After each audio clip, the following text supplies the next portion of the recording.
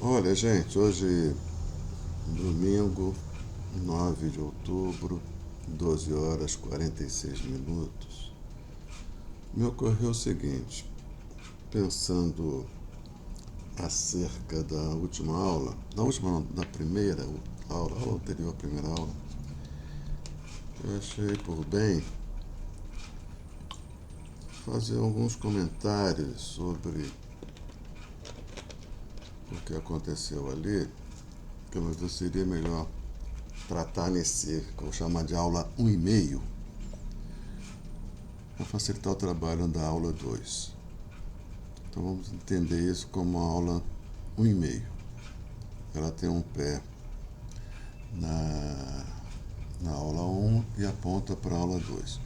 Então é sobre o seguinte, o que eu falei assim muito de raspão, sobre a questão da mudança de paradigma, que nós estaríamos saindo e devemos sair do paradigma da representação, porque ele já deu o que tinha que dar, que é o paradigma dominante, não só na filosofia, mas na compreensão do real, que forjou na civilização ocidental, vamos chamar isso de paradigma da representação, que diz respeito à índole mais profunda da cultura ocidental. A índole mais profunda é a metafísica. Então tem uma relação entre paradigma da representação e metafísica. E nós devemos sair desse paradigma em busca de um outro, que é o paradigma da produção. Então compreender, deixar de compreender o que nós entendemos da realidade como representação e passar a entender como produção. Tanto no que diz respeito ao que está acontecendo agora, quanto no que diz respeito ao que aconteceu. Então, deixar de ler a filosofia como representação, a ciência como representação, as ciências como representação, e passar a compreendê-las como produção, apesar de a filosofia e a ciência terem se autocompreendido como representação. Tá? Muito bem, então isso a gente vai trabalhar ao longo do tempo. Como a gente vai trabalhar? Operando espaço, corpo e território como operadores de uma nova ontologia, como construtos em favor de uma nova ontologia. Né? Então falei isso. E falei também acerca do que eu chamei de um fenômeno que eu nomeei como óbvio. Mas eu esqueci de dizer uma coisa importante. E aqui vai dito, então, para reparar uma ausência da aula anterior, então eu vou falar de óbvio em relação aos dois paradigmas, da representação e da produção, tá? Então se trata disso. Espero que vocês tenham tempo de assistir esse vídeo antes da aula 2. Então vamos lá. Então a primeira coisa que tem que ser dito, quando eu disse óbvio, temos que, eu esqueci de ressaltar isso, que essa palavra, que é uma palavra, né, do nosso repertório comum, ela aqui, ela tem a qualidade de conceito. Então ela não pode, por isso, por ser um conceito, ser entendida como nós entendemos essa palavra comumente. Não é? Então, a filosofia ela se depara com essa, a ciência toda assim, todo saber rigoroso, ela se depara com essa dupla possibilidade.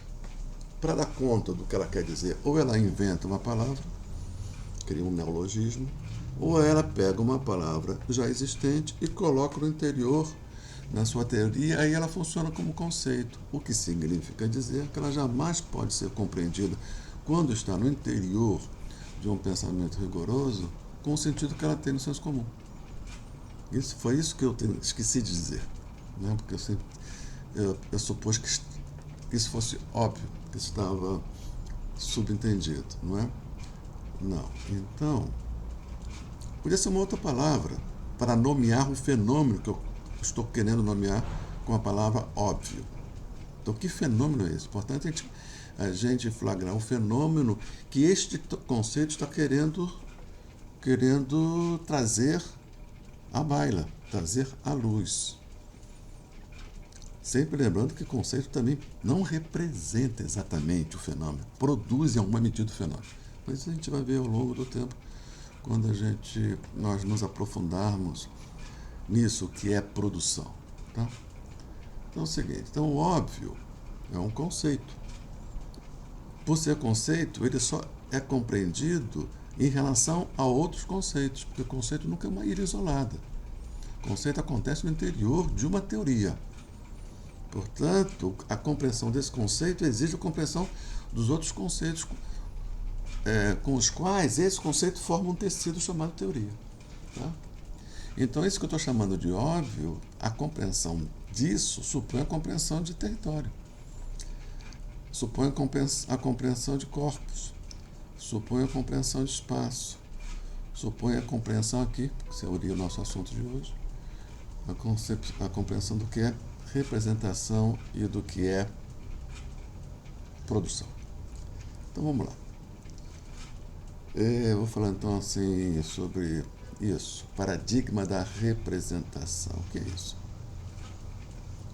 Isso surge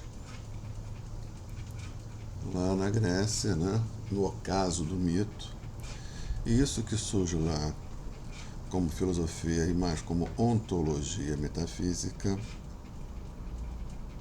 a partir de Sócrates, Platão e Aristóteles. Né? A metafísica surge aí.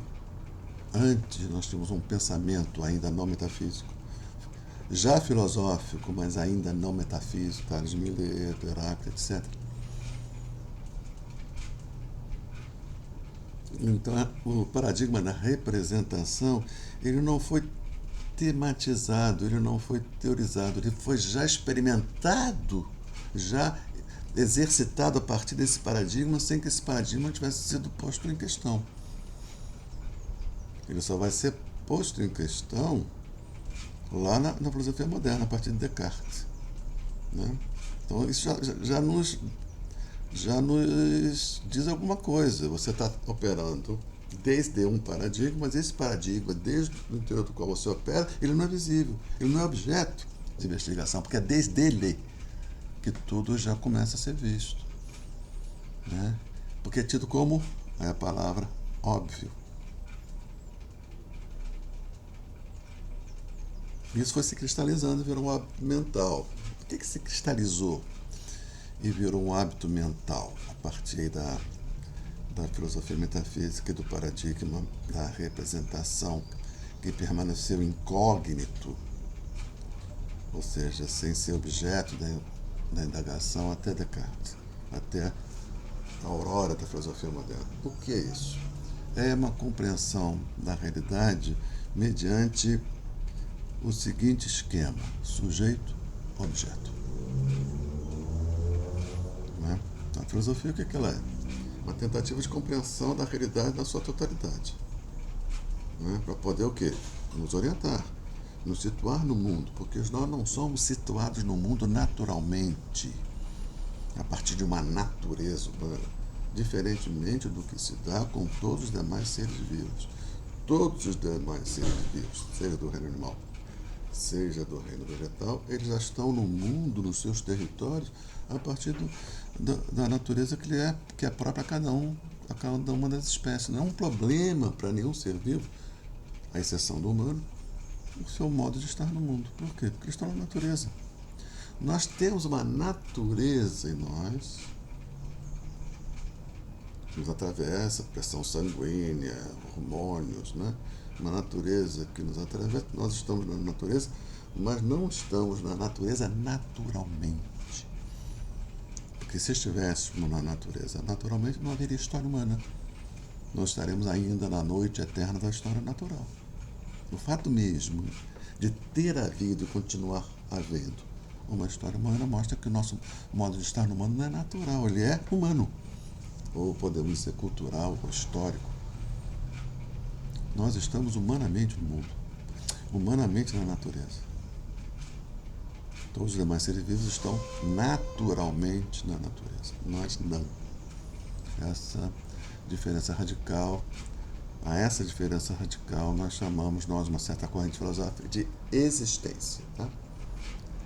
Muito bem. Então, o ser humano, ali na Grécia, na passagem do século VII para o século VI a.C., diante da perda de vigor do mito, não é? Vai se criando aí um vazio de sentido, e nós não podemos viver com vazio de sentido. Isso é insuportável. Nós não sobreviveríamos 10 minutos diante do nada de sentido.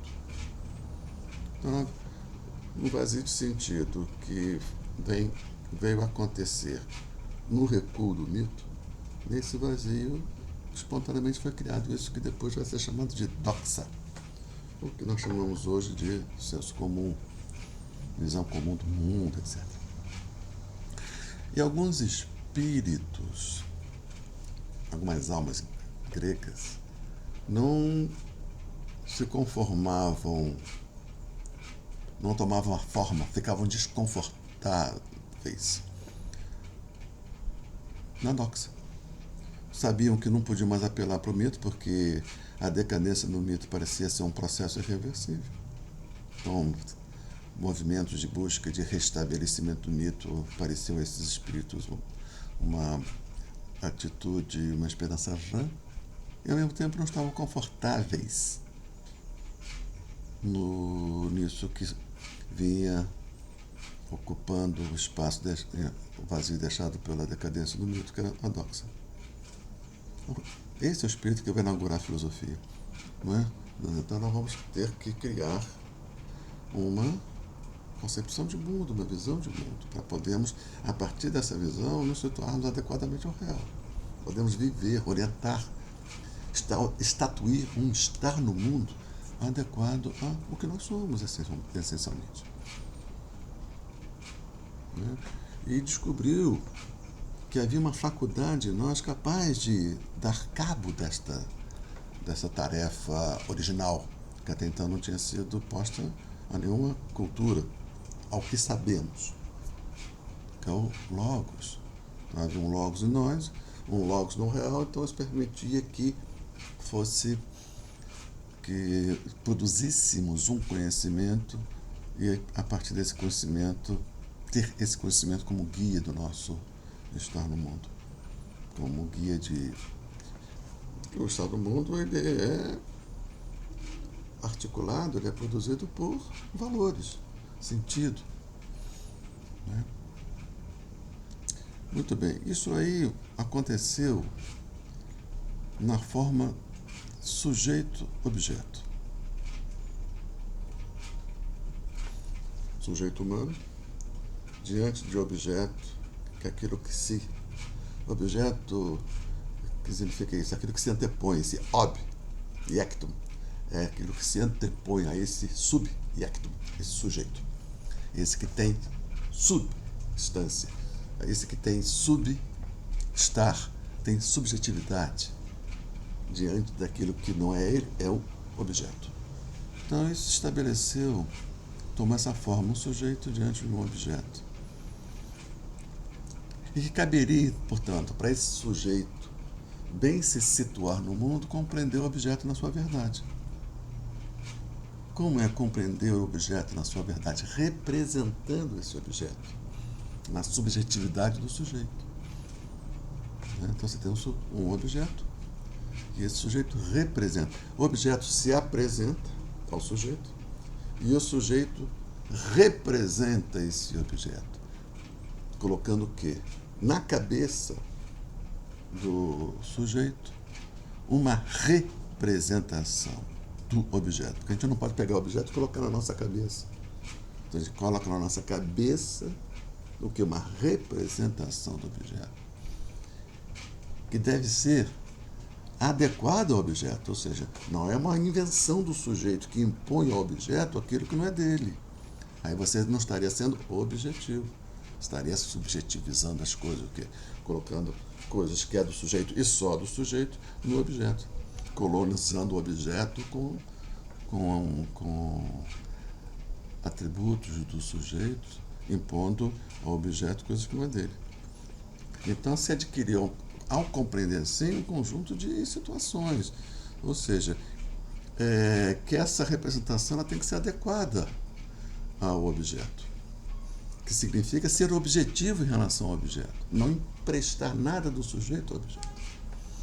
Então, para isso tem que tomar um conjunto de cuidados. Isso, por exemplo, um desses cuidados que devemos tomar diante do objeto para representá-lo adequadamente foi estabelecido por Aristóteles como a lógica.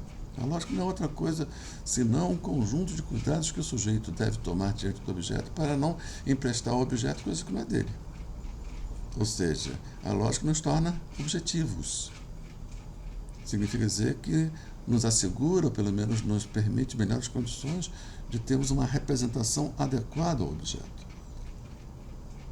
E essa representação adequada ao objeto chama-se verdade. Então, aí já se estabeleceu um conjunto de coisas que vão se cristalizar e vão construir senso comum e hábitos mentais, de tal maneira que a gente nem perceba esses hábitos mentais tão cristalizados, tão estabelecidos que estão, e nem o conjunto de princípios que nós tomamos como óbvio. Se é óbvio, se quer, vemos. E é a condição de que haja comunidade, porque todo mundo está tomando o mesmo conjunto de coisas como óbvias, a ponto de não precisar nem, a ponto da gente sequer ter condições de falar sobre isso, porque é a partir disso que se fala. Se é a partir disso que se fala, eu não posso falar sobre isso a partir do qual eu falo. É como se fosse o sujeito que caiu no poço e quer se levantar, retirar do poço puxando os próprios cabelos, né? Muito bem. Então isso se estabeleceu, essa relação sujeito e objeto. Sujeito humano e objeto, o que se antepõe ao humano. Então nós podemos tomar um sujeito humano como objeto, né? Por exemplo, eu sou um sujeito que olha para o outro humano e tomo como objeto para investigar, indagar acerca das suas experiências subjetivas, aí produzo uma psicologia, né? Eu, ser humano, posso olhar para o ser humano como coletividade, aí a partir daí eu produzo uma sociologia, mas sempre com cuidado, com a intenção e com a proposta de que essa representação seja adequada ao objeto, né? Portanto, representação, um fenômeno, o objeto se apresenta, o sujeito representa. Aí tem todo um conjunto de metodologias, métodos e princípios. Isso fez a fortuna, esse paradigma, né? Fez a fortuna aí da ciência no Ocidente. Tudo bem. Mas aí, com o passar do tempo, na filosofia moderna, e sempre os manuais de filosofia dizem que o pai da filosofia moderna é Descartes. Descartes, o pai da filosofia moderna. E por que o pai da filosofia moderna, Descartes? O Renato das Cartas. Porque ele introduziu, ele fez uma torção, ainda mantendo ainda no teoria do paradigma sujeito-objeto, representação, ele vai fazer uma torção da qual a filosofia ocidental nunca mais se livrou, se curou dessa torção cartesiana, que é o seguinte: então, até então era um sujeito humano olhando para um objeto. Aí o Descartes vai fazer essa pequena torção que inventa uma nova vereda, e essa vereda chama-se filosofia moderna, que é o sujeito, antes de olhar para o objeto, ele vai olhar para si, indagando. Esse sujeito está aparelhado de modo adequado para compreender o objeto na sua verdade do objeto? Até então isso nunca foi colocado em questão. Era uma espécie assim de algo óbvio. O óbvio é aquilo que, do interior do qual a gente opera, sem nos darmos conta do que é este óbvio que está nos fazendo operar dessa forma e não de outra. Então, o que nunca foi tematizado é sobre a capacidade do sujeito com esse objeto. Tomou-se isso como verdade sobre a qual você quer se discutir. Claro que tinha uma corrente que sempre, nunca comungou disso, né? São aqueles chatos que sempre existem, né? Esse chato teve o nome de sofista lá na Grécia do século V, né? Com os adversários figadais do Sócrates, né? E depois, a partir da filosofia helenística, com todas aquelas correntes pirrônicas, né? Céticas, né? E que sempre teve ali, paralelamente ao mainstream, mas sempre paralelamente, não é? E esses diziam o seguinte: não, o sujeito não consegue compreender o objeto. Bom, mas não foi esse que criou fortuna. Ficou ali como uma espécie assim de linha crítica, e às vezes emergia, às vezes submergia, né? Mas nunca contestando a força do mainstream, que era sujeito diante do objeto e sujeito capacitado a conhecer o objeto pelo modo da representação.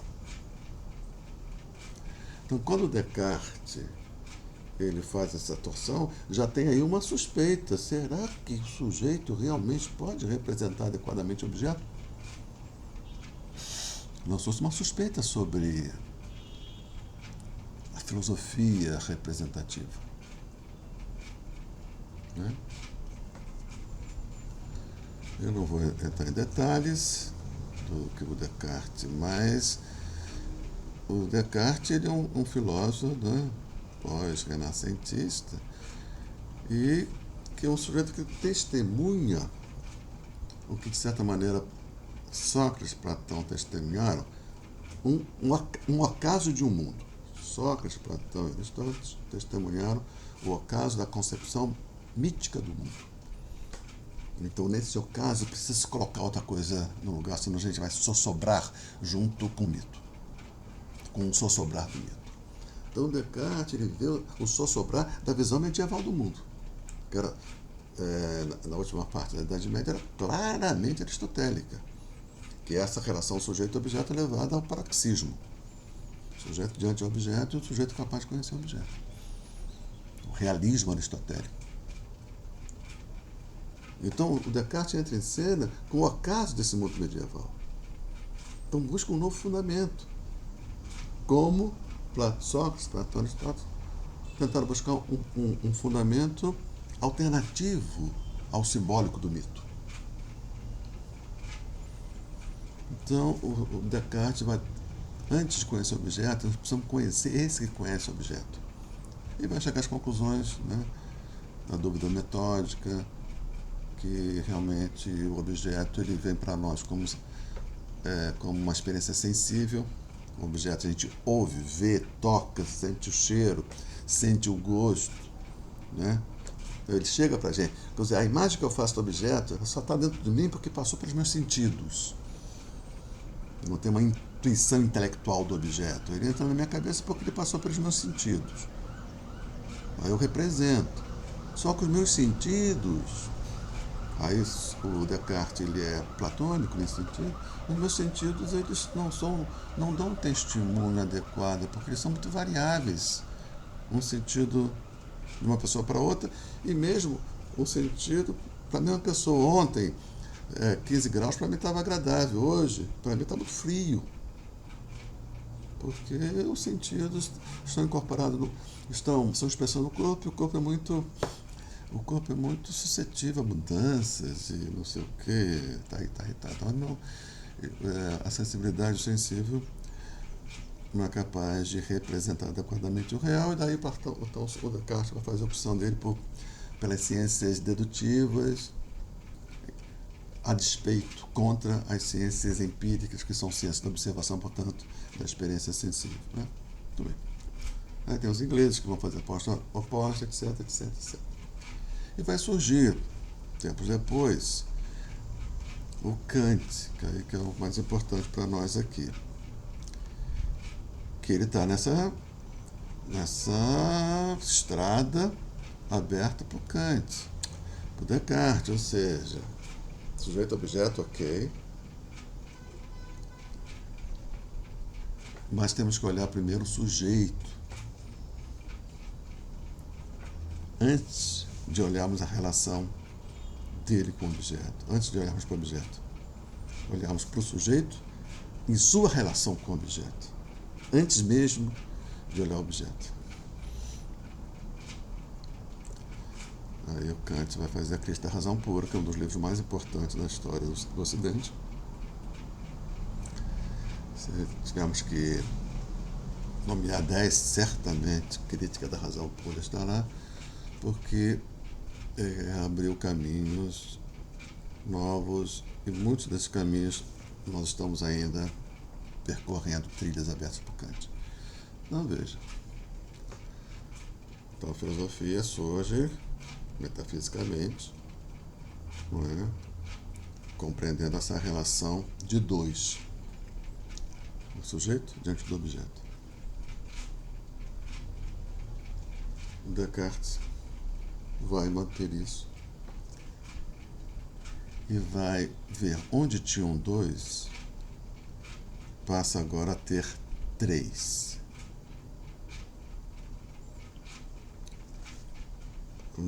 Na paradigma da produção, a gente vai dizer o seguinte: onde havia 3 do Descartes, há um quarto.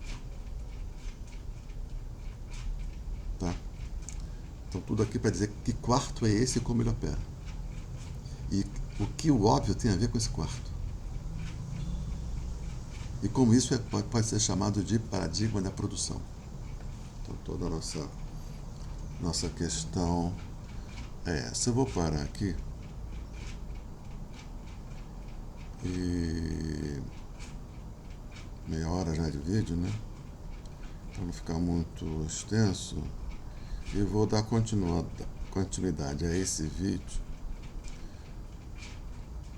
com outro talvez de meia hora também, e vou apresentar antes da próxima aula de quarta-feira. Tá ok? A partir desse ponto que eu parei agora. Abraços, beijos e carinho sem ter fim. Até a próxima.